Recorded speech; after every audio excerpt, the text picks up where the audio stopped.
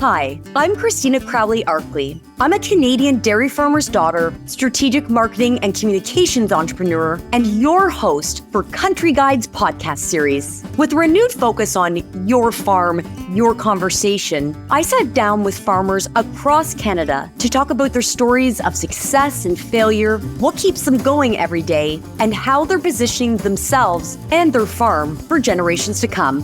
All right, let's get into it. Mark, wonderful to meet you. Really glad to get the chance to sit down with you, and thanks so much for your time. All right. I feel like this conversation is going to be very fruitful for the advice that I'm sure you're going to be able to share with past versions of yourself, future versions of yourself, with all of the listeners of the Country Guide podcast. But I guess start with the basics of where do you farm? How many acres do you farm? Who's involved? We kind of want to get the elevator pitch. Okay, the elevator pitch. I farm in Sarnia. Right in the city of Sarnia. They've gone out into what used to be Sarnia Township. So most of my farms are in the city, about 4,000 acres. Wow. We don't have any livestock except for the unprofitable kind, like a few horses, some sheep, a couple of pigs, some chickens. But just for fun, we do corn, soybeans, wheat, and sugar beets. And amazing. We're in Sarnia. We ship our sugar beets over to Michigan. We have the processor over there, but otherwise it's pretty straightforward flatlander. And so how many acres, how many years have been farming? I mean, that's a lot of acres. So this is a family farm. Kind of, yes and no. I'm actually the fourth generation of start from scratch farmer. No way. And the reason I say that is because my great-grandfather was a farmer. My grandfather didn't want to farm. He got an in-town job. He got sick of that. He started a farm. Then my grandfather started a dairy farm. My dad didn't like the dairy. He got a job at the plants because we live in Sarnia. So got a job at the petrochemical plants. He didn't like that, so he started a big farm. I grew up on a big farm. I didn't like that, so I went to music school. Okay, so that's how the musician of you came out. I learned to be a musician. Did that for a bunch of years. Didn't like being a starving musician in Toronto, so I wanted to buy my own home. So I did in Lambton County, and bought a couple farms, got rid of the pigs, bought a couple more farms, rented some farms, and that's how we ended up farming. So landed where you did. My last year of teaching high school music was 2003, 20 years ago. So wow. I've been full-time farming since then. Okay, so I feel like we're not going to have enough time to cover all the things that I'd want to talk to you about and ask. Because I'm like, well, first of all, in terms of advice, because it sounds like you've had a very diversified career yourself, which is very rare, right, for someone your age. And so what did someone my age? That's why I said like you're very very diversified in your experience and everything. So what type of advice would you give? Would you look back now and give someone that went through the process that you did, where someone who's came from a farm, not sure if they should stay on the farm or they should pursue it again, and then end up back on the farm like you did? Like that's an incredible trajectory. Yeah. On the surface, farming doesn't seem all that profitable, if you will, compared to some jobs that you may see out of a university career. They flash a salary in front of you. I can make, an engineer or whatever. But I don't think most of us fail to consider the side benefits of farm life. And, just little things like I just got through. I have a bit of a passion for building houses just on the side. And I got an opportunity to build a house for my daughter and her son-in-law that are here, and work with them and do that. You don't do that when you're in the city, and I mean that's just one. The little side benefits, the lifestyle, the friends you make, the roots you have. It's hard to replace that, and the profitability in farming varies, but in the end, we're never. We always have groceries on the table. And the price of land and the price of things has gone weird, and it's high, and right now I could sell my farms and do something else and make more money. Yeah. Sell my farms and do nothing and make more money just by investing. Yeah. But we don't, I tease myself about that, but we don't do it. None of us. We're not doing it. And you don't see farmers just packing it in and, moving to Tahiti or something. We don't do it because we love to be where we are and do what we do. And it's a way of life. It's a way of life. My kids, 2 of the 3 are farming now. One of them's in school to be a doctor. He'll probably end up on the farm. Okay. And so what do you think you did right in terms of getting them to come back to the farm or consider rural lifestyle? I mean, there's a lot of people that can't say that to have that same success. Actually, my son-in-law used to be a heavy equipment mechanic, and he wanted a rewarding career in agriculture. And so he's now working home full-time? A bit of a pay cut, but he loves his life, and he's not laying under a big truck all the time. Right? And my daughter was a social worker to start. And again, I don't know, it's a draw. So I don't know if I did anything right. I think the farm does things, and I think they see the passion. Yeah. But my kids also sometimes say, I don't want to be you when they see my head exploding or my hair on fire, because it's a lot too. Yeah. Yeah. Right. So running a large business is stressful and hard work. And this generation, I think, maybe doesn't want to take over the world like my generation did. And I don't know. And so how many acres when you first started farming to where you are now, did you gradually pick up on the acreage, or did you? Gradual. Yeah. So my dad had some relationships with renters. He had fully retired when I came back, and he had about 600 acres worth of contracts with renters. Other than our home farm that I ended up buying from him, I bought a 300-acre farm for really cheap back in the day, even though it seemed expensive. Yeah. And I got a little bit lucky, and a pipeline went through and kind of paid the mortgage with the cost of what the pipeline was. And then I severed off a bush and got a little creative, and it got me started a little bit. And then I just kept buying land when it came available. It's weird now. It's hard to do, but do you find with those type of, because where we farm near Peterborough, I mean, you have to have those relationships with people now to be able to know what farms are coming up, what their succession plan is. That's right. Or for leases, farm lease. You just can't, I feel bad. Young people just can't become a farmer anymore. My daughter and son-in-law have 100 acres now. And it's impossible for a young person to just say, I want to be a farmer and go out and lease some land. It's just, I can't even lease more land right now. It's hard. Buying land or leasing land is kind of like planting trees. When's the best time to plant a tree? Probably never. 20 years ago. Okay. Yeah, right? Good call. So the second best time to plant a tree is today. Now, yeah. And so even though I wish I'd have bought more farms 20 years ago, I couldn't have then. Yeah. It was cost prohibitive, but it seems like now, geez, that was cheap, but it wasn't cheap then. So maybe the best time to start a farm or to build that chicken barn or whatever, maybe it would have been better 20 years ago, but today's a pretty good day to start. Yeah, too. which is great advice, a great way to look at things. If someone's, sitting on the fence right now, but a decision, it's like, you know what, don't waste another day making the decision, go today and try it. And if you fail, heck, at least you got. Yeah, but you're probably not going to, because we all need to eat. Agriculture is a magical sector, if you will. Manufacturing comes and goes. Automation comes and puts a certain manufacturing sector out of business, and something new pops up. Technology takes the place of whatever. But food production is food production, and we all are going to eat, and that's never going to be replaced by a different sector. And so it's never going to become so cost prohibitive that it becomes unprofitable. We're always going to find a way to make profit in agriculture. As I say, coming from a cash cropper, I appreciate this conversation to say that. But I think, again, we need those cash crops. We need that stuff. And you shouldn't have to have a livestock farm to subsidize a cash crop farm. And the economics of people eating will always, there'll be an equilibrium there somewhere. And there'll always be something. And the other thing with farmers that are special is if you're in another sector and it's not working out well, you can just dump it, do bankruptcy, do a different business. Farmers never do that, right? Yeah. We love the land. We love our homes. We love our like, I don't know, we love the land. And we're not going to just bail. We're going to do everything we can to keep it going and be innovative and be, be smart, be creative, maybe, and make it happen. Yeah. And so, I mean, and you say that you have 4,000 acres, which is a very large farm in Ontario compared to, now I know if we're talking to farmers out west, right? They laugh at some of what we're doing here. But and I have 53 different locations for those 4,000. Which is wild, Which is a lot of locations, a lot of fields, lots of them. Yeah, that's just the way it is. Yeah. How do you go about making the decision on what crops you're going to grow year to year? I mean, I'd love to go through your decision-making process. You know what? You're always tempted by the which one's more profitable. The corn bean thing was funny this year. Corn was a whole bunch more profitable than soybeans this spring. Beans have taken over a little bit of that ground. Wheat's never profitable. I don't know why I grow it. Well, I can tell you why, but it's not a good reason. Sugar beets are usually the most profitable, but I'm obligated. Our shares in Michigan Sugar give us the right and the obligation to grow those sugar beets, so those acres are fixed. But I think rotation trumps profitability, partly because you can't see into the future. So there's two things that I base my livelihood on that I have no control over: the markets and the weather. And those are the two things. You add them together. That's what I base my livelihood on them.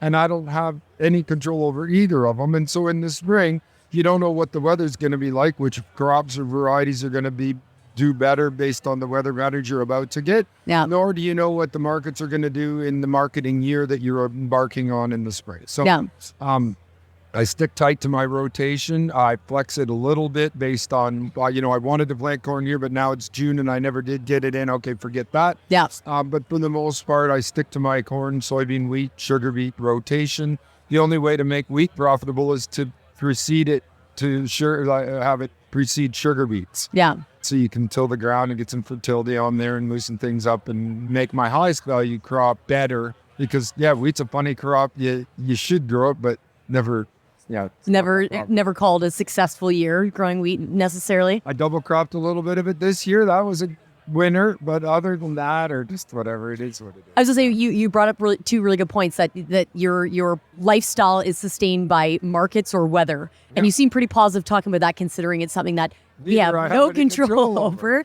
Yes. So how do you believe it? It appears, Mark, that you're a very positive, optimistic person. How, I guess, advice for your fellow farmers, as we're talking about mental health a lot now for farmers, we're a lot more transparent and vulnerable in sharing our journeys. What advice would you have for other farmers to, I guess, lean into that idea of accept the things you can't control? Which is most things. Yeah, I mean, I can control, this isn't really on the advice bit, but I can control doing the best job I can on every acre with the weather that I'm given, right? So try to hit that window when it's given to you, hit the planting window somewhere, be ready so that when the opportunity presents itself, they say make hay when the sun shines. Yeah. You be ready, because that nice day, it's hard for the younger people to get that, right? It's like their friends are in 9-to-5 jobs and it's Sunday afternoon and it's going to rain Sunday night and we got to plant now. Yeah. It's ready. Let's go. Yeah. So do the best with what you do have. I think agronomy boys plan, make good agronomy decisions, make good farm practice decisions, and then you're going to get what you're going to get. I'm not a big crop tour guy. I don't go out this time counting kernels on cobs. I just don't. I got no management practice that I can do that would change based on how many kernels. Yeah.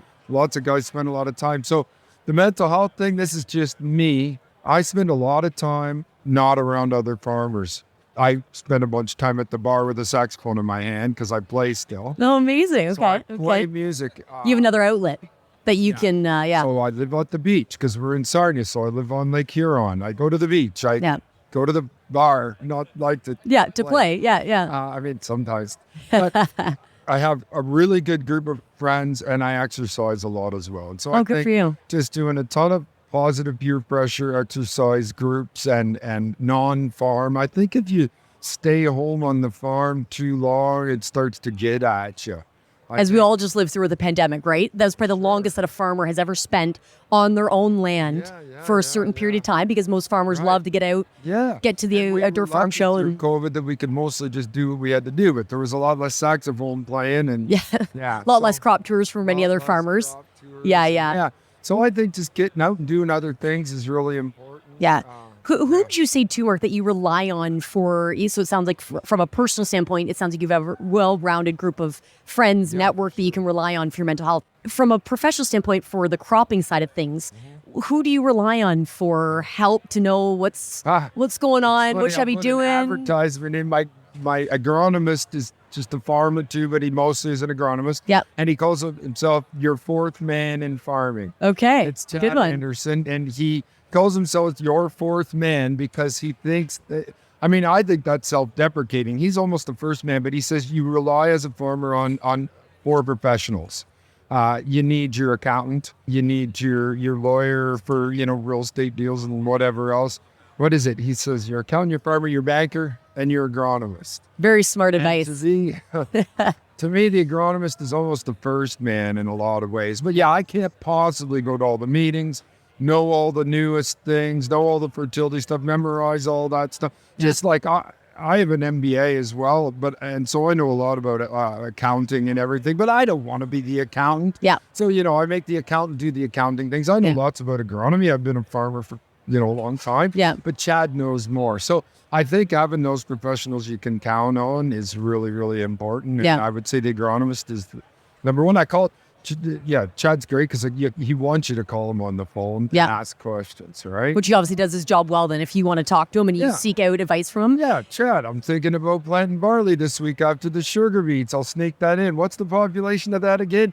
He says, oh, it's about 1.5 million. Did you do your germ test? I'm like, no, I forgot. Okay, well, get your germ test. Now I made my daughter count the barley seeds because I didn't get the, I don't know, just all those things that an agronomist will have in their head because they go to all the meetings all year. Yeah. And they're talking all the time to other agronomists, to other professionals. I have to ask, how much do you pay attention to trade in terms of like what's going on in the world and how it impacts? That's actually another one of my professionals I forgot about, my marketing manager. Okay, you do have one, yeah? Yeah, and again, that's super critical because I used to, especially when I was still teaching high school and farm, and I used to check the markets myself all the time. Like I'd be on there all the time doing some day trading, watching. I could tell you what the stocks to use ratio was and all. Was your head spinning at that point? Teaching kids? Yeah. I was running out of there so fast to go to the farm. Yeah. The other teachers are complaining, oh, it's been a tough day. Can't wait to get home and crack open a beer. I'm like, are you kidding me? You're like, you don't know what I've just lived through. Work to do.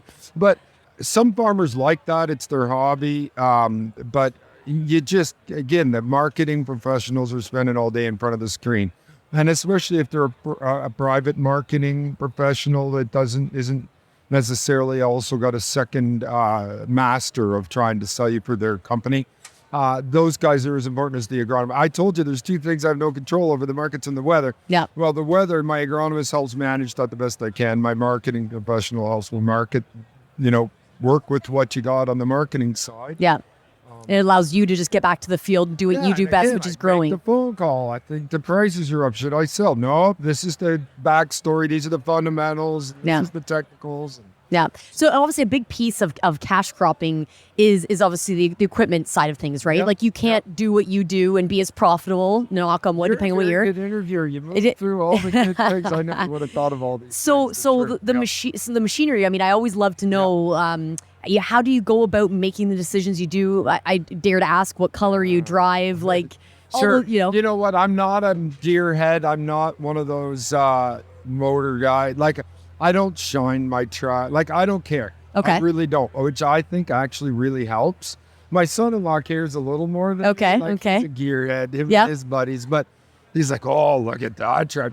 Like, I don't care so much, which is a good thing. So I want good equipment, the right equipment, and I want it teched out properly for the jobs we're doing, but I don't get all excited about that stuff. Yeah. And so my stuff is green, and probably for the most part because it's green.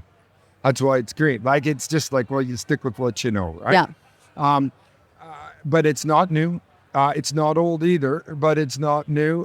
You can get really caught up in spending way too much money on equipment if you're one of those shiny things guys. Yeah. So that's one thing I learned in business school, actually, is asset turnover ratios and stuff like that. You got to really do some spreadsheets and do some math. Right now, farm equipment's not depreciating, which is cool. Yeah. If you have a good mechanical team on your farm, you can keep the 5 to 10-year-old stuff working really well for you. In fact, sometimes maybe even better. Yeah, because the replacement cost right now would not be. Actually, I used to go through my equipment spreadsheet every year for the accounting and for myself and revalue everything. So you got your net book value, but you also have the fair market value, and you're going through your depreciations and stuff. I used to always make the number lower on everything. Okay, well, I'll drop 10 grand off this machine, 10 grand off that. Now I'm almost starting to add value. Yeah. Because the new stuff is so expensive. It's dragging my combine. I have an old 9770 that I don't need maybe anymore because I have another newer one, but I didn't want to give it away. And so I didn't. And then we fixed it up real pristine. Yeah. And it's actually worth, $150,000 more now than it was when I was going to trade it. Yeah. And so holding on to those type of assets at the right time is another. Cut to the chase. I think try not to be enamored by the shiny paint and the new features. Keep your stuff current because old things break down. You need to be reliable too. Yeah. So, I mean, the last thing you want is a breakdown on a key piece of equipment in a key time because of that timing window. Yeah. But at the same time, so keep them well maintained. But, you could spend way too much money on farm equipment these days. And as we're talking about profitability, and it's like that's the most obvious way to. You can spend too much on land and you can spend too much on farm equipment if you're not careful. So you gotta watch that. Yeah, for sure. I mean, so with harvest coming up, what type of advice would you give to farmers? I mean, obviously, like I said, you farm a lot of acres. So how do you get yourself mentally ready, the machine ready to get ready for a successful harvest season? And when stuff does go sideways, how do you manage? I mean, I feel like planting season, harvest season is two very stressful times of year that can go really well or go the other way. One of the lighter ways of dealing with things that go bad, because they do all the times, is my daughter made a Instagram account called Fairwind F-Ups. Okay. And this is your farm family? Yeah. Instagram account. Yeah, it's called Fairwind F-Ups. It's just for mistakes. Okay. And so it's a private group, so because we don't want my neighbors to see it. Okay. But just little mistakes that happen, or big ones, or, you get stuck or something breaks, or... You learn from it. They're saying you learn from it. I mean, and that's... you learn from it, but also try to making light of it's not maybe the right way to put it, but it happens. And so losing your mind over that stuff isn't going to help any. Yeah. So try to make the best of it, move on. I have another little saying that I use to make them laugh. I always say safety third. Safety third. Okay. What are the first two things you got to be safety about?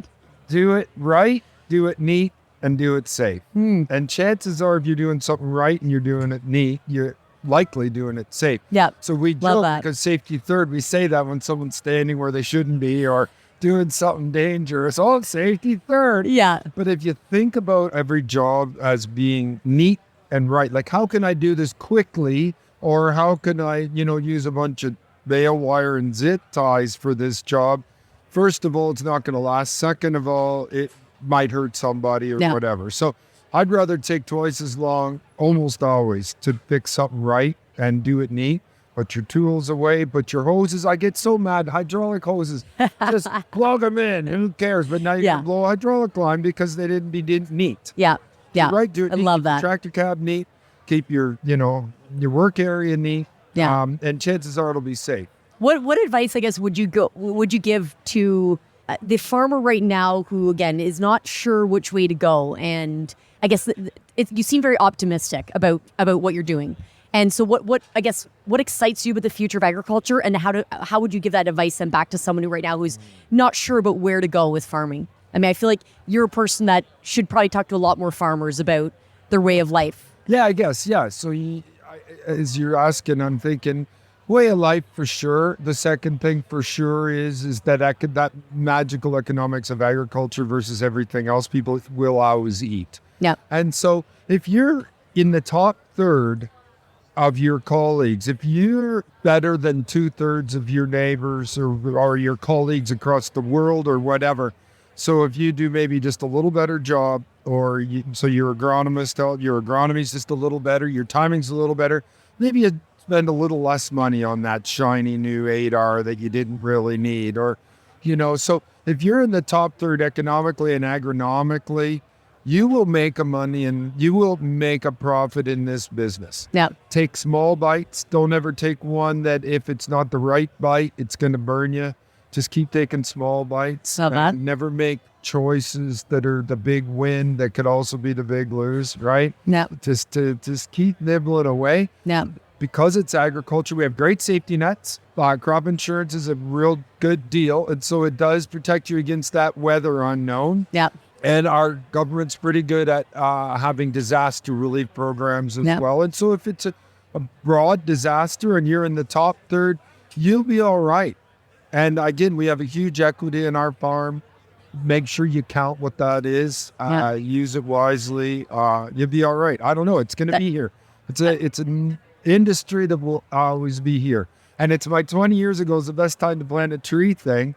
You can't go back and do that, but you can still plant a tree today. Yeah. And so plant another tree today, hypothetically, farm-wise. Plant a I mean, I can see. chicken barn. I don't know, I would say, plant a chicken barn. Easier said than done. But I would say I can appreciate them why your kids and your son-in-law have decided to come back home and farm with you when you bring this type of positivity and optimism to the sector, and you bring up some very valuable points. Just to wrap up, what would you say was your best piece of life advice that anyone give you, life or business? I mean, I'm putting you on the spot. That's a big question, but the best piece of life advice. Anything that anyone said, parents or teacher or mentor growing up, anything that you feel changed the trajectory of how you went about doing life because of that advice, or made you laugh? This old Italian always tells me these weird jokes. He moved here from Italy in the 50s, and he's still a 1950s Italian. He's nothing like the actual Italian. Yeah. He says the 3 F's in life. Mark, what are the 3 F's? So keep it important. Faith, family, and friends. Love that. So It's a great way. God bless him. Great way of living. I think that keeps life in balance. Yeah, I love it. And I have to ask to wrap up, because you most likely have been in some fun spots and bars in Toronto. Any musicians or stars that you've met that you've been enamored with, or thought it was a pretty cool life story? Okay, the only one I can think of actually is Alice Cooper. No way. You met Alice Cooper? Oh yeah. So I used to actually promote rock concerts. So Before I met Live a lot Nation of and them. Ticketmaster? Yeah, exactly. I met a lot of musicians in my lifetime, and Wow. I would say Alice Cooper is one because he's the "I want to bite your head off" guy on the stage, literally. Yeah. And wears all the goofy makeup, and it's like it's a shtick. He is a scratch golfer. I mean, he's old now, but Yeah. scratch golfer and a huge humanitarian philanthropist. Huh. And he cares about inner city youth. And so talking to him, I actually spend a lot of time in Africa and South America doing agricultural philanthropy for people. And when I'm in, I think that early conversations with Alice Cooper helped me understand. So that'd be my other big piece of life. I spend a lot more time figuring out how to give money away than how to make it anymore. Amazing. Because it helps. I don't know. It's just, it really works for me. I mean, I don't even care about the people I help. I'm kidding. Yeah. But it's, I think it's really important. So Alice Cooper spends a lot, and there are others like him, but I just remember sitting down and talking to him before a concert when I was getting him to sign a charity guitar and talking about the inner city youth programs and all these things he does. And so he's just an example of people with lots of money who do great things with them. But he just stuck with me because I was younger then too. And he just, he's got this this stage persona that's just so crazy, but he loves people and to give away money. He's just a really nice guy, and he likes athletics. And I was going to say, there's not many exercise farmers in Canada that could say that some of their life advice they learned from Alice Cooper. So I feel like or Jimmy Buffett. Which, have you met Jimmy Buffett? God bless him. him. He just passed away. I did. And no way. Yeah, and he also is just one of those special people. Wow, that's amazing. I feel like, Mark, you have to promise me that when you retire, if and when you ever do, when your daughter and son-in-law or kids that you will write a memoir. So, okay, well, then you have time. You got to write a memoir to share some of these experiences. I have one started, and it's called Corvettes, Flip-Flops, and Other Methods of Modern Farming. I want to buy your copy. So let me know when it's published. At least I'll know where I can go to find you to sign it. But this was amazing. I feel like you and I could have chatted a lot longer than this, but this was a wonderful chat. And I feel like the advice that you're going to share with people, I think people are going to enjoy a laugh, but learn quite a bit from our conversation. Well, you're a great interviewer. Oh, guys, thank you so much. otherwise I'd be like, I don't know what to say. You're great. Okay. Awesome. Thank you so much, Mark. Appreciate it. That's a wrap on this episode of the Country Guide podcast. Go to country-guide.ca for more great content to spark a conversation, and subscribe to the weekly newsletter to be notified when our next podcast episode is available.